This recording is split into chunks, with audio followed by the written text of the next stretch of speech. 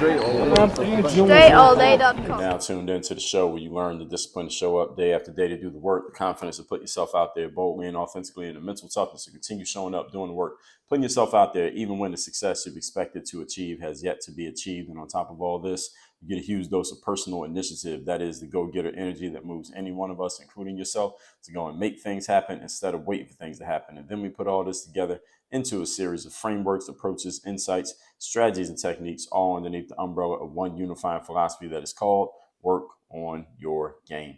My name is Dre Baldwin, also known as Dre All Day, and welcome to the show.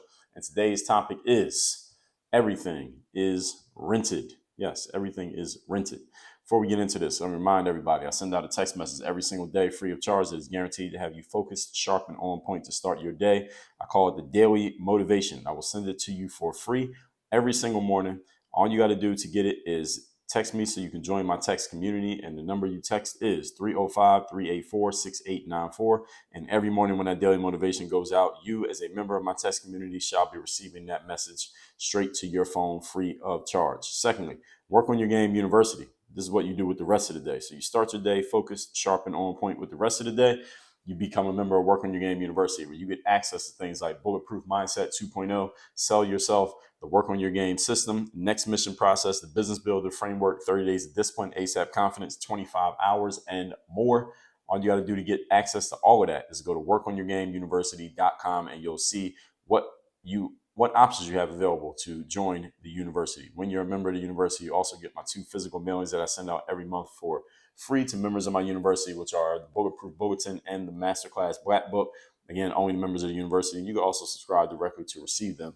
Again, at that same page, workonyourgameuniversity.com. So that's it. Let's get into the topic, which is everything is rented. Definition of rent is to pay someone for the use of something, typically property, land, or a car. This episode is for us to understand and appreciate the non-permanent nature of everything that we have in life and how none of it actually belongs to us. Everything that you have is rented, even the stuff that you own. Purpose of this episode is to give you a sense of urgency about what is already behind you and how little or how much may actually be in front of you. All right, that's what this is about when I say everything is rented. So this is a metaphorical title. Point number 1. Topic, once again, is everything is rented. Number 1, life is rented. You are renting your life right now. Again, paying someone for the use of something. All right, that's what you're doing right now. We all understand this on the basic level because we all understand that we ain't going to be here forever. Nobody lives forever. Everybody at some point will die. The exciting or scary part of this, depending on how you look at it, is that you have no idea when your time will be up. So time goes, and then at some point for each one of us is done. So instead of feeling down and throwing your hands up at the uselessness of the fact that time doesn't last forever, you could instead get excited and urgent about the fact that you have no idea how much time you have left. That's another way of looking at it. So all of you who are calling yourselves saving energy, saving time, saving focus for some unknown future date at which you will finally start living your life, my question is, what the hell are you doing and why? And who gave you the bad idea that this was smart? Let me say it again. All of you who are saving your energy, saving your time, saving your focus for some unknown future date at which you will finally start living your life, this one that you have, my question is, what the hell are you doing? And who gave you this very, very bad idea that you are inexplicably following? That future date that you're waiting on to start living, you might not make it to that future date. And you need to remind yourself of this right now. And you need to remind yourself of it on a consistent basis so you can stop conserving your resources for something that you may not even get a chance to do. A bunch of you are saving yourselves for when this perfect situation comes along. That's when I'm going to start doing all the stuff that I've been talking about doing. Well, that perfect situation may not come.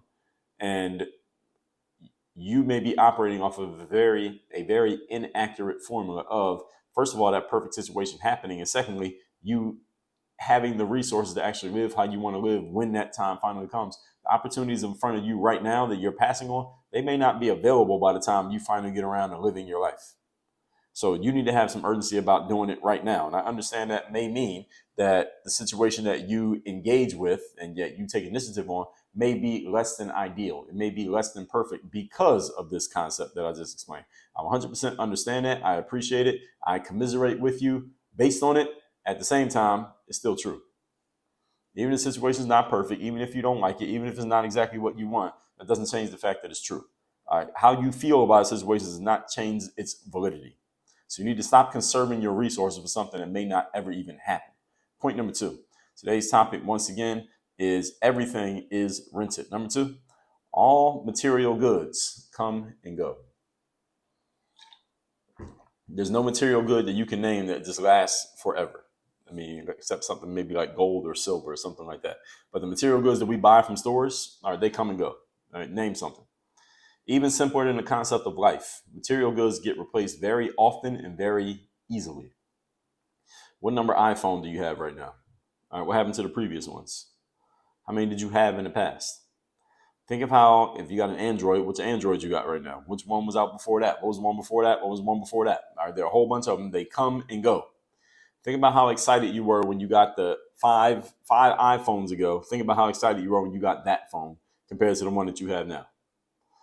All material possessions eventually rust out, they wear out, and they get replaced by something newer or shinier. Any of you who's living in the place that you live right now, you've been living there for at least 5 years. Think about how you looked at that place when you first moved in, when you first got it. Now think about how you look at it. You barely even notice it. It barely even crosses your mind consciously that you live there on a day-to-day basis. Why? Because we get used to material possessions. They rust out in our minds, they wear out in our minds, and they eventually we replace them with something newer or shinier. So any of you who's living in a place that you've been living in for, let's say you moved in sometime this year, all right, this place is still relatively new to you because you ain't barely looked at it. Right? You just got there. All possessions eventually, the shine wears off. That includes houses, cars, watches, clothing, anything else that draws your eye. Even if you own them, you eventually get rid of them. How many of you ever owned a car and you got rid of the car? Even though you owned it outright. Right? It was completely paid off. You owned it. You got rid of it. Right? Just because you own something doesn't mean it's going to be in your life forever. Many of you have had clothes that you've gotten rid of, whether you threw it in the trash, you handed it down to somebody else, you gave it to Goodwill as a donation, you did something with it, you got rid of it. There's no material possession that sticks around forever. Very few of them. Let's just say that. We won't say none, but very few. Even when you own them, you get rid of them. Even if you pass some of your material goods off to your kids in your last will and testament, listen, your kids might not want it. They might get rid of it. Right? They might pawn that watch that you've been keeping in the family for years, and they decide they don't want it anymore. After you die, they sell it because they want the cash, so they can go buy what they want. All right, this can and it will happen. There's nothing you can do to stop this from happening. And I'm not telling you that to not enjoy or not indulge in your material goods as a result of what I'm saying. I'm telling you this so that you understand that you will eventually get tired of any material good you own, and you will eventually get rid of any material good you own because you're going to get tired of it. It's not always going to be new. There are many things that are much more important than all of that stuff anyway. And the longer you have something, the less that novelty matters to you. Eventually wears off. Eventually is not so exciting anymore. And eventually you're going to get rid of it, replace it with something different, or it will be replaced. It will get rid of itself if you don't get rid of it first, and it will be replaced with something different. Material goods are all rented. Being, again, even if you own them, you are eventually going to sell it off or throw it away or donate it, or you're going to have gotten all the use out of it to where you paid X amount of dollars for this material good. You've had it for 10 years. Okay, so you got 10 years. You got X divided by 10. You got that much value out of it every single year. All right, that's enough. Let's throw this away. I don't need it anymore. Think about a pair of sneakers or shoes that you've had there. It's so worn down because you wore them so much. Okay, I got everything I need to get out of these. Now it's time for me to move on. Right now, as a matter of fact, this morning I was running outside and I noted that I need to get me a new pair of sneakers to running because the shoes that I had them for maybe a year or two. Maybe 2 years. So I put a good amount of miles on them, and I can see the bottom getting a little bit smooth and the insole wearing a little bit thin. So it's about time for me to replace these. Time for me to move on to something different. I was very excited when I first got those shoes, but I'm not so excited about them anymore. Not that they're bad now. It's just that they got old. They've been used up. I've gotten the value out of them such that I feel like I got more out of them than what I paid for them. All right, so I'm good with throwing them away because they're going to be replaced anyway at some point. And same thing with everything material that you have, it will be replaced. Number 3, the topic once again here today is everything is rented. Number 3, the only thing that really matters in life is who you become in the process and the mark that you leave on the minds of other people. Other people who will expire at some point as well as you will expire at some point. So even if somebody's 50 years older than you, they might die before you do. That doesn't mean you ain't dying. You're still gonna die. Only thing that really matters is, again, who you become and the mark you leave on the minds of others who come across you. And again, they're going to die too. So eventually the whole idea of you and I will be completely forgotten because all the people who knew us will be gone. This is the big idea here, folks. All of us eventually cycle out. Who we are cycles out. All right, you're this person this season, but next season you might be in a different situation and present yourself completely differently. Everything cycles out. It's the stuff that we have built and owned and enjoyed. That's the stuff. Oh, it will also cycle out. All of it. The stuff you built, you owned and enjoyed, it cycles out. The thought and idea of you, the thought of you, the idea of your existence will cycle out. Why? Because after you die, all the people who grieved you and loved you and the parade they have for you in your neighborhood when you pass, all the people who did that, they'll all die too. And with it, their memories of you, and with it, the memory of you. No matter how much you accomplish or achieve in life, eventually everyone will be forgotten or reduced down to a sentence or two, even if you're a super famous individual. I'll give you an example of what I mean. Give me 10 facts about George Washington, first president of the United States, without Googling it. Without going on Google or asking Siri, give me 10 facts about our first president, George Washington. I would bet that 99% of my audience could not answer this question. You couldn't give me 10 facts about George Washington. You could maybe give me 2 or 3. He's the first president of the United States, that we know. Being he was the first president of the United States, and we've only had 46 presidents as of the date of this recording. How much do you think people remember about you 200 years after you die? George Washington's body is 200 years old. So how much will people remember about you 200 years later? George Washington, they remember one thing. First president of the United States. He was the president, which is the most prestigious position you could hold in the United States. 200 years later, none of you can name 10 factual pieces of information about the first president we ever had in this country. So what do you think they're going to remember about you?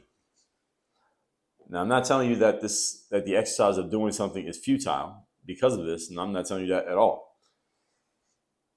I am telling you, though, that number 1, you need to get urgent about creating whatever is going to be remembered about you. Whatever it's going to be, you need to get started on it. And number 2, if you want anyone to remember you even 200 days after you're gone, let alone 200 years, you better start living a life that you want to live right now and stop putting it off for some distant, unknown future that may not even happen. And again, this is where a lot of time gets wasted. We're putting things off for some future that might not even come. And then even if we do make it to that future, by the time we get there, we ain't got the same energy to actually do the stuff that we were talking about doing. I've seen this happen way too many times. People telling me, all right, I'm going to do this at this point. We get to that point. I'm saying, all right, now it's time for you to do that thing you said you're going to do. And they got 1,000 excuses as to why they can't or won't do it, or why they change their mind. This is what happens with human beings.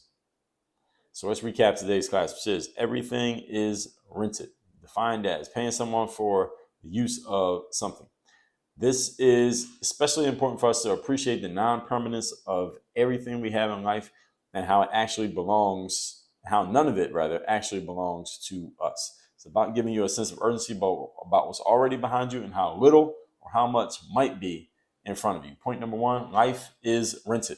We understand this on the basic level. Nobody lives forever. Everybody at some point dies. You shouldn't look at this as a doomsday scenario or something to feel bad about. You should look at it as something to give you urgency. So if you don't see that future date right now that you're putting things off for, remind yourself that right now, the only thing that you have is right now's time. So on a consistent basis, you need to do this. Stop conserving your energy for things that you may never even get a chance to do. Number 2, all material goods come and go. Even simpler in the concept of life, material goods get replaced very often and very easily. So think about what your number iPhone you have and what one that you had in the past. Think about how excited you were 5 iPhones ago compared to the one you have right now. So everything that you own will get replaced by something newer, brighter, and shinier. That includes houses, cars, watches, clothing, anything else that draws your eye. Even when you own them, you'll eventually get rid of them. Even if you pass them off to your kids in your last will and testament, you may get rid of them. There's nothing you can do to stop it from happening. So you might as well get everything you can out of what you do have, because eventually everything gets old. Number three, the only thing that really matters, rather, is who you become in the process and the mark that you leave on the minds of other people. And these are other people who, again, who will expire at some point as well. So the thought of you, the idea of you at some point will completely expire, because everyone who was around when you were around will completely be gone, and nobody will remember you unless you've done enough to where you can be immemorialized by other people. So think about this: 10 questions about our first president, George Washington. 10 facts, rather. Tell me 10 facts about George Washington. Most of you can't get past 3. Most of you can't tell me more than 2 or 3. He was the first president of the United States of America. How much do you think people will remember about you 200 years later if you're not at his status? I'm not telling you this to tell you that the exercise of doing something is futile. Not at all. I'm telling you this, number one, get urgent about creating whatever it is you're going to do. And number two, if you want anyone to remember you even 200 days after this, you better start living your best life right now and not put it off in some distant, unknown future. So like I said, text me, tell me the best point you got from today's class. My number is 305-384-6894. Every day when the daily motivation comes out, because you're a member of my text community, you'll be receiving that. And secondly, workonyourgameuniversity.com. That's where I do all my coaching. That's the only place you can work with me directly, the only place you'll be able to get on calls with me and ask me direct questions, get direct answers and direct help. That is all at workonyourgameuniversity.com. Work on your game. Dre all